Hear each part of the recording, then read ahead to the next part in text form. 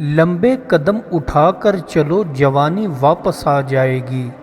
بال کھول کر سویا کرو ذہن تیز ہو جائے گا، چشمہ پہن کر سویا کرو نظر بڑھ جائے گی، سر پر خارش کرو بھولی باتیں یاد آ جائیں گی، زبان نکال کر لیٹو تو چھالے ختم ہو جائیں گے، دانت سے ناخن کاٹو گے تو نحوست آئے گی، ٹانگیں ہلاؤ گے تو رزق میں کمی ہو جائے گی، کان میں خارش ہو تو بدخبری ملتی ہے، بانس کے ساتھ لٹکو تو قد لمبی ہو جاتی ہے، کالا نمک سر میں ڈالو جوئیں ختم ہو جائیں گی، پانی میں پاؤں رکھو تو یادداشت بہتر ہو جاتی ہے، مٹی پر پاؤں رگڑو گردے صاف ہو جاتے ہیں، بلی کو چوما کرو بدن کبھی بھی ڈھلے گا نہیں، بکری کے بال رگڑو لکوہ کا اثر ختم ہو جائے گا، خرگوش کو کمرے میں لے آؤ چھپکلیاں بھاگ جائیں گی، مکڑی کا جالا صاف کرو رزق آ جائے گا، منہ کھول کر سونے سے عمر کم ہو جاتی ہے، بیوی کا لعاب لگاؤ سوجن ختم ہو جائے گی، بیوی کے بال پکڑ کر سو قوت آئے گی، بیوی کے کان چومو شہوت بڑھے گی، دانت میں کیڑا لگے تو لسوڑا کھا لو افاقہ ہوگا، سفید کپڑے پہن کر سو تو جن آتا ہے، دریا میں نہاؤ تو جلد تر و تازہ ہو جاتی ہے، نہر میں نہاؤ تو جلد بوڑھی ہو جائے گی،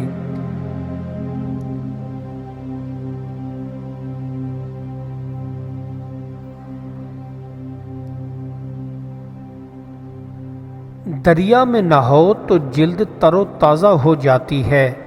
نہر میں نہاؤ تو جلد بوڑھی ہو جاتی ہے،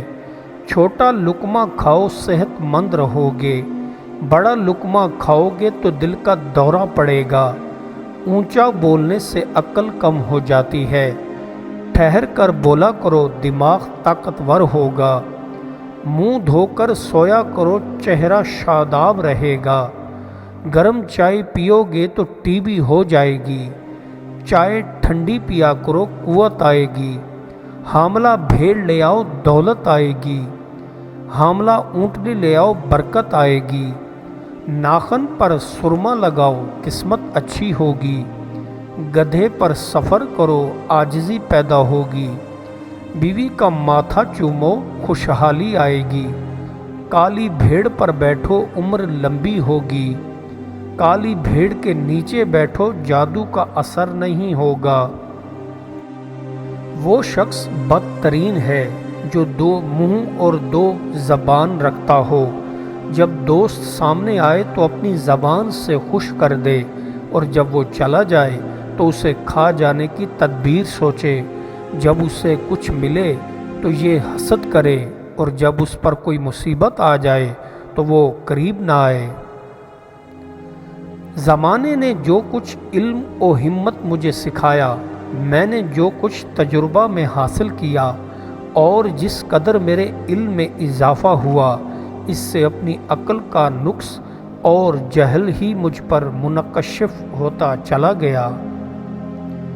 ایثار کا درجہ سخاوت سے بھی بلند تر ہے، کیونکہ سخی وہ ہے جو اس چیز کو دوسرے کے حوالے کر دیتا ہے جس کی اسے خود ضرورت نہیں ہوتی، لیکن صاحب ایثار کی شان یہ ہے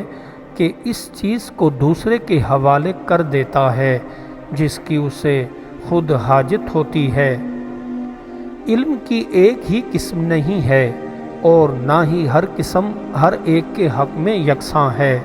بلکہ احوال و واقعات کے اعتبار سے بدلتی رہتی ہے،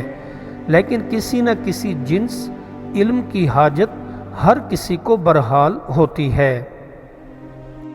ولی کامل وہ ہے جو زبان سے بری بات نہ نکالے، کان سے بری بات نہ سنے، آنکھ سے بری شے نہ دیکھے اور پاؤں سے بری جگہ کا قصد نہ کرے اور دل سے اللہ تعالیٰ کی یاد کو محو نہ کرے۔ خوف خدا کی وجہ سے انسان گناہوں سے محفوظ رہتا ہے، اللہ تعالیٰ کی امید انسان کو اطاعت پر مجبور کرتی ہے، اور اللہ تعالیٰ کی محبت میں آپ کی رضا کو ترجیح دی جاتی ہے۔ انسان کو بھیڑوں سے سبق سیکھنا چاہیے۔ بھیڑ جب اپنے چرواہا کی آواز سنتی ہے تو چرنا چھوڑ دیتی ہے، اور چرواہا جس جانب اشارہ کرتا ہے وہ اس جانب چل پڑتی ہے،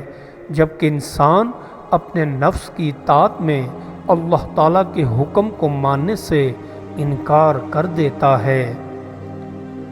دینی بھائی ہم کو بیوی بچوں سے بھی زیادہ عزیز ہیں، کیونکہ یہ دین کے دوست اور ساتھی ہیں، لیکن بیوی بچے دنیا کے یار ہیں، جن میں سے بعض دین کے دشمن ہو جاتے ہیں۔ جو کچھ فقیر پر گزرے اسے کسی پر ظاہر نہ کرے، اور جس بات کا اس پر ظہور ہو جائے اسے پوشیدہ نہ رکھے۔ اسرار کے غالب ہو جانے سے وہ اتنا مغلوب نہ ہو جائے کہ احکام شریعت بجا نہ لا سکے۔ فقر غنا سے بہتر ہے، مگر جب طالب خدا کے سوا دنیا کی ہر شے سے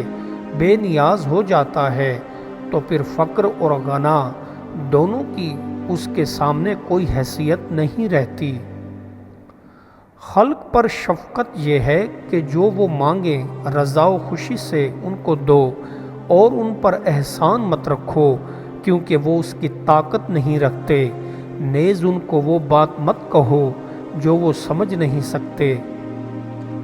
انسان کے لیے دو باتیں ہی کافی ہیں، اول اللہ میرے حال سے آگاہ ہے اور جو کچھ میں کرتا ہوں وہ دیکھتا ہے، اور دوم اللہ تعالیٰ میرے عمل سے بے نیاز ہے۔ افسوس اتنے ہزار بڑے آدمی معتبر اور مختلف صورتوں میں معزز بوڑھے اور جوان غفلت کے کفن میں حسرت کی خاک کے نیچے دب کر رہ گئے، مگر ایک بھی ان میں سے دین کی رہنمائی حاصل نہ کر سکا۔